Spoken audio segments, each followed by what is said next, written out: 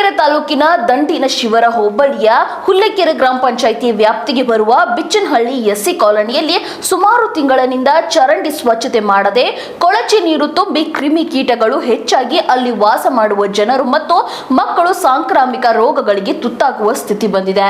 ಚರಂಡಿ ಸ್ವಚ್ಛತೆ ಬಗ್ಗೆ ಈಗಾಗಲೇ 8 ತಿಂಗಳಿಂದಲೂ ಇದಕ್ಕೆ ಸಂಬಂಧಪಟ್ಟ ಹುಲ್ಲೆಕೆರೆ ಗ್ರಾಮ ಪಂಚಾಯಿತಿಯ ಅಭಿವೃದ್ಧಿ ಅಧಿಕಾರಿ ಹೇಮಂತ್ ಹಾಗೂ ತಾಲೂಕು ಪಂಚಾಯಿತಿಯ ಕಾರ್ಯನಿರ್ವಾಹಕ ಅಧಿಕಾರಿ ಶಿವರಾಜಯ್ಯ ಅವರಿಗೂ ಸಹ ಇದರ ಬಗ್ಗೆ ಕಾಲೋನಿಯ ಜನತೆ ದೂರು ನೀಡಿದ್ದಾರೆ.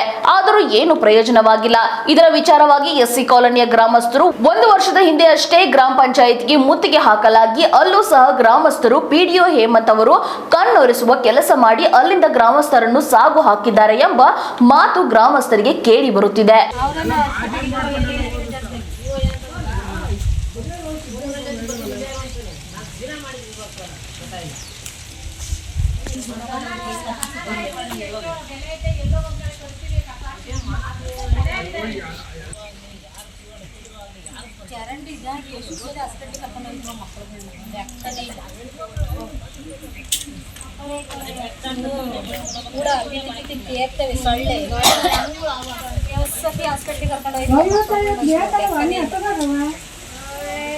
ಮಗಿಗೆ ಏನಾಗಿತ್ತು? ಹುಷಾರಿರಲಿಲ್ಲ. ಒಂದು 6 ದಿಂದ ಒಂದು 15 20 ದಿವಸದಿಂದ ತಿರುಗ್ತಾನೆ ಇದೀವಿ ಹಾಸ್ಪಿಟ್ಲಿಗೆ. ಜ್ವರ, ನೆಗಡೆ, ಇನ್ಸ್ಪೆಕ್ಷನ್. ಅವ್ರ ಮಟ್ಟಿಗೆ ಏನ್ ತಿಂತಾರೋ ಗೊತ್ತಿಲ್ಲ. ಇದು ಎಷ್ಟು ತಿಂಗಳಿಂದ ನೀವು ಈ ನೋವು ಅನುಭವಿಸ್ತಾ ಇದ್ದೀರಾ? ಆಲೇ ಒಂದು 2 ತಿಂಗಳು ಮೇಲಾಗೈತೆ. ನಮ್ಮ ಮಕ್ಳಿಗೆ ಹುಷಾರಿದ್ದಂಗ ಎಲ್ಲ ಈ ಮೋರಿ ಸಮಸ್ಯೆ ನಡೀತೈತೆ. ಮಕ್ಳಿಗಂತೂ ಹಾಸ್ಪಿಟ್ಲಿಗೆ ಎಷ್ಟು ಸಲ ಎತ್ಕೊಂಡು ಹೋಗ್ತಿರ್ಗಿದೀವೋ ಗೊತ್ತಿಲ್ಲ. ಮ್ಯಾಲ ಮೇಲೆ ತೇಳ್ತವೆ. ಮನೆ ಒಳಗೆಲ್ಲ ಸೊಳ್ಳೆ ನೋಣ ಎಲ್ಲ ಮನೆ ಒಳಗೆ ಬರ್ತವೆ. ಮತ್ತೆ ಈಗ ಜನಪ್ರತಿನಿಧಿಗಳನ್ನ ನೀವು ಗೆಲ್ಸಿದೀರಾ, ಅವ್ರು ಏನ್ ಹೇಳ್ತಾರೆ? ಅಯ್ಯೋ ಎಣ ಬರ್ತಾರೆ, ನೋಡ್ಕೊಂತಾರೆ, ಹೋಗ್ತಾರೆ. ಅವ್ರು ಏನೋ ತಲೆನೇ ಕೆಡಿಸ್ಕೊಳಲ್ಲ ಬಿಡಿ.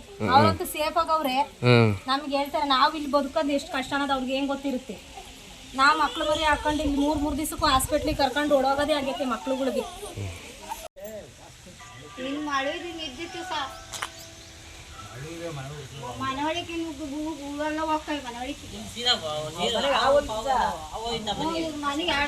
ಮೇಡಮ್ ಅವರೇ, ಏನ್ ಸಮಸ್ಯೆ ಹೇಳಿ? ಏನ್ ಸಮಸ್ಯೆ ಏನಾಗಿದೆ ನಿಮ್ಮ ಕಾಲೋನಿಗೆ? ಚರಂಡಿ ಹುಳ ಬಿದ್ದೈತೆ, ನೀರ್ ತುಂಬ್ಕೊಂಡೈತೆ, ಮಕ್ಳು ಮರಿಗೆಲ್ಲ ಜ್ವರ ಬರ್ತಾ ಇದಾವೆ. ಹುಡುಗರ್ನೆಲ್ಲ ವಾರಕ್ಕೆ 2 ಸಲ ಹಾಸ್ಪಿಟಲ್ ತೋರಿಸ್ತಾ ಇದಾರೆ. ಇಲ್ಲಿ ಯಾರು ನಮಗೆ ಸ್ಪಂದಿಸ್ತಾ ಇಲ್ಲ. ಇಲ್ಲಿ ಅಂಗನವಾಡಿ ಆಶಾ ಕಾರ್ಯಕರ್ತರು ಏನ್ ಬರಲ್ವಾ ಇಲ್ಲಿ? ಯಾರು ಬರ್ತಾ ಇಲ್ಲ ಸರ್, ಯಾರು ಬಂದು ನೋಡ್ತಾ ಇಲ್ಲ. ಒಟ್ಟಾಗಿ ಚರಂಡಿಯಿಂದ ತುಂಬಾ ಸಮಸ್ಯೆ ಅನುಭವಿಸ್ತಾ ಚರಂಡಿ ಒಂದೇ ಸರ್, ತುಂಬಾ ಸಮಸ್ಯೆ ಆಗಿದೆ. ಚರಂಡಿ ಒಂದೇ. ಮನೆಗೆಲ್ಲ ನೀರು ನುಗ್ಗುತ್ತೆ, ಹಾವು ಪಾವೆಲ್ಲ ಮನೆಗೆಲ್ಲ ನೀರು ನುಗ್ಗುತ್ತೆ, ಹಾವು ನುಗ್ತವೆ ಮನೆಗೆಲ್ಲ. ಸಿಕ್ಕಾಪಟ್ಟೆ ಸಮಸ್ಯೆ ಐತೆ ಸರ್. ಕಪ್ಪೆಲ್ಲ ಒಳಗೆ ಬರ್ತವೆ. ಸುಮ್ಮನೆ ಅಧಿಕಾರಿಗಳು ಯಾರು ಸ್ಪಂದಿಸ್ತಾ ಇಲ್ಲ ಬಿಡಿ. ಯುವ ಸಾಹೇಬ್ರಿಗೆ 10 ಸರಿ ಫೋನ್ ಮಾಡ್ರಿ, ಫೋನ್ ಎತ್ತಲ್ಲ. ಹೇಳ್ತಾರೆ ಕಳ್ಳ ಅಂತ ಹೇಳ್ಬೋದು. ಅವನೇ ಪರಿಸ್ಥಿತಿ ಇರ್ಬೇಕಾಗಿ ಯುವ ಸಾಹೇಬ್ ದೊಡ್ಡ ಕಳ್ಳ ಈ ತಾಲೂಕಲ್ಲಿ. ಹೇಳ್ತೀನಿ ಅವನಿಗೆ, ನೀನು ಬದಿಕಾರಿನಾ, ನೀನು ಮನುಷ್ಯತ್ವದಲ್ಲಿ ಇದೀಯಾ, ನಿನ್ಗೆ ಯಾರು ಅಧಿಕಾರ ಕೊಟ್ಟರು ಅಂತ ಕೇಳ್ತೀನಿ ಅವನ್ನ.